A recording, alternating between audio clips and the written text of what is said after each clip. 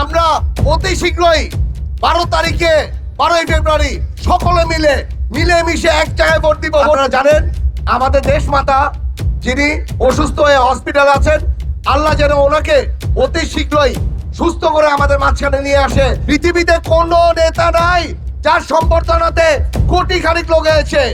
আমাদের দেশ নেতা তারেক রহমান সাহেব যখন এই দেশে পাড়া দিয়েছে, এই দেশের মাটি বলছে যে গণতন্ত্র এই দেশে ফেরত আসছে। রূপগঞ্জে বিএনপি চেয়ারপারসন বেগম খালেদা জিয়ার রোগ মুক্তি কামনায় দোয়া মাহফিল শেষে নারায়ণগঞ্জে এক আসনের বিএনপি মনোনীত প্রার্থী মুস্তাফিজুর রহমান ভূঁইয়া দীপু মনোনয়নপত্র দাখিল করেছেন। সোমবার তিনি নেতাকর্মীদের নিয়ে রিটার্নিং অফিসারের কাছে মনোনয়ন জমা দেন। দীপু ভূঁইয়া বলেন, ধানের শীষ প্রতীক দেওয়ায় তিনি খালেদা জিয়া ও তারেক রহমানের প্রতি কৃতজ্ঞ।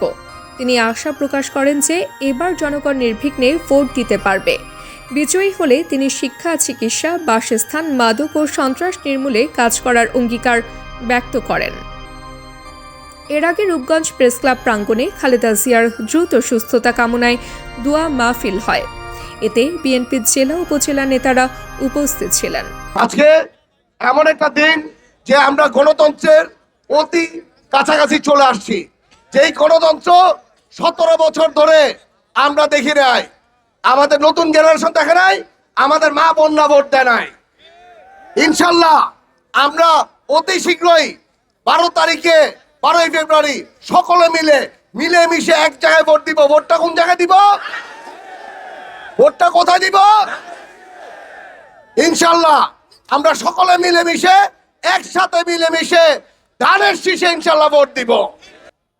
এখানে আমাদের দেশ নেত্রী বেগম খালেদা জিয়া, আপনারা জানেন আমাদের দেশ মাতা যিনি অসুস্থ হয়ে হসপিটালে আছেন, আল্লাহ যেন ওনাকে অতি শীঘ্রই সুস্থ করে আমাদের মাঝখানে নিয়ে আসে।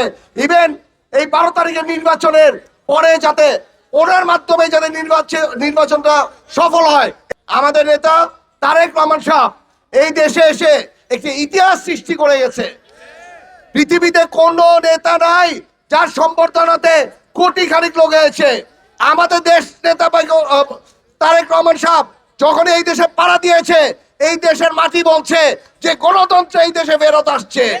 এই দেশ আবার আমরা সবাই বুক ফুলিয়ে চলার মতো দেশ হতে যাচ্ছে। তাবাসসুম হক আনিকা, দৈনিক আজকের বাংলা। দৈনিক আজকের বাংলা .net